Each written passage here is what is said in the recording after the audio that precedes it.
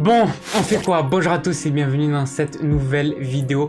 C'est un plaisir de vous retrouver aujourd'hui en ce vendredi. J'espère que vous passez un excellent vendredi. Ça y est, c'est le début de ce week-end, de cette toute première semaine de déconfinement.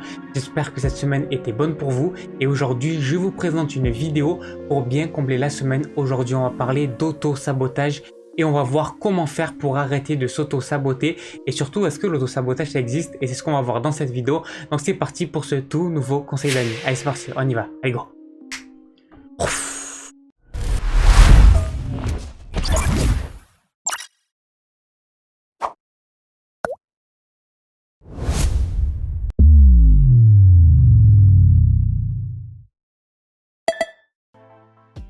Qu'est-ce que l'auto-sabotage?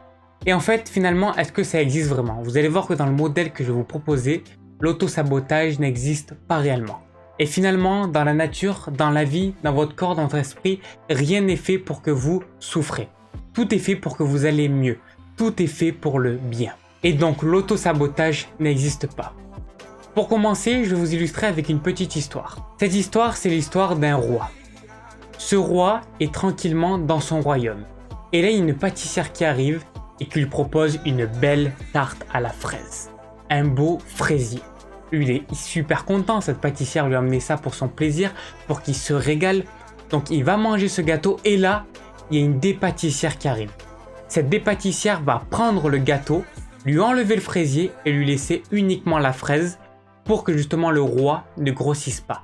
Et pour qu'il tienne sa ligne et pour qu'il soit en bonne santé. Là, dans ces deux propositions, les deux personnes veulent le bien du roi. La première personne veut tout simplement le plaisir du roi et la deuxième personne veut le bien du roi. Donc cet exemple, il illustre quoi? Il illustre exactement l'auto-sabotage. Qu'est-ce qui se passe dans notre esprit? Qu'est-ce qui se passe quand on a l'impression qu'il y a des forces négatives et des forces positives? Alors qu'en fait, ça n'existe pas. Rien n'est fait dans notre esprit et dans notre corps pour nous faire souffrir. Il n'y a pas de force négative. Et justement, ce qu'il faut faire, c'est accepter ces choses-là et essayer de les faire cohabiter. Pour ça, je propose un deuxième exemple. Imaginez, dans ce royaume, toujours dans ce même royaume, il y a maintenant une princesse. Et cette princesse, elle va tout simplement se faire coiffer. Se faire coiffer donc par la coiffeuse. Et du coup, elle va la coiffer super bien, lui mettre des pinces, etc. Vraiment lui faire une super belle coupe. Et là, d'un coup, il y a des coiffeuses qui arrivent et qu'est-ce qu'elle fait? Elle va la décoiffer. Et va tout simplement lui faire une coupe pour qu'elle se sente à l'aise. Encore une fois, les deux personnes font des choses pour le bien de la princesse. Le seul problème, c'est que ces deux actions vont être antagonistes. Pourtant, ces deux actions vont être là pour le bien de la reine. Alors comment faire pour que ces deux choses-là vont cohabiter ensemble? De faire une coupe qui va rendre belle la princesse, mais également qui va la faire se sentir à l'aise. Donc pour ça, on va enlever quelques pinces et lui faire une coupe naturelle. Et pour le roi, c'est exactement pareil. On veut lui faire plaisir, mais d'un côté, on veut pas qu'il grossisse, on va lui faire une pâtisserie légère, avec moins de crème, moins de sucre et moins de gras. Du coup, il va pouvoir se régaler, déguster une bonne pâtisserie, tout en gardant la ligne. C'est exactement ça que vous devez faire avec votre esprit. Je vais vous donner un exemple par rapport à nous-mêmes. Qu'est-ce qu'on fait? Très souvent, c'est qu'on veut faire quelque chose. Imaginons par exemple, j'ai envie de chanter. Je suis chanteur, mon rêve, c'est de chanter. Le seul problème, donc ça c'est une partie de moi.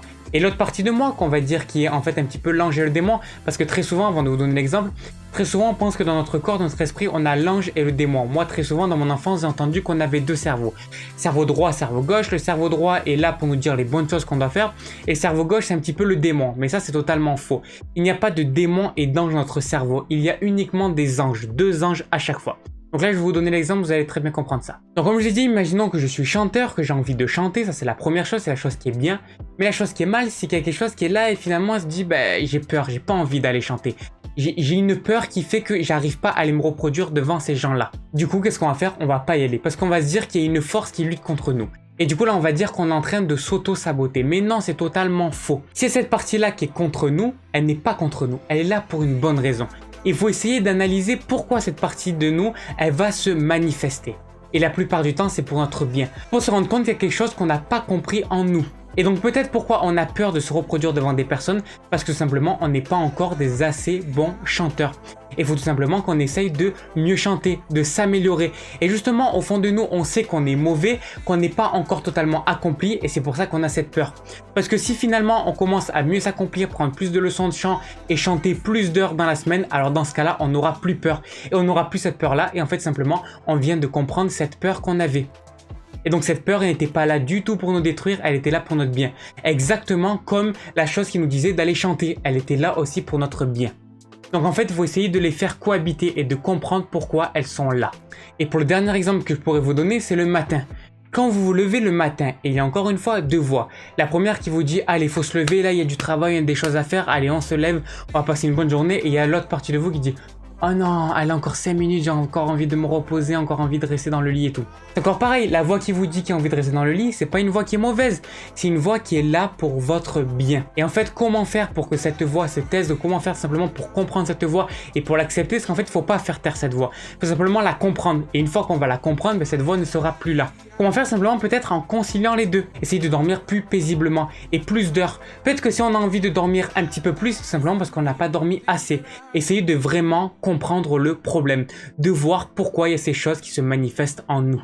Ce qu'il faut savoir, c'est que dans la nature humaine, dans l'humain, il n'y a jamais de souffrance. Jamais, jamais, jamais.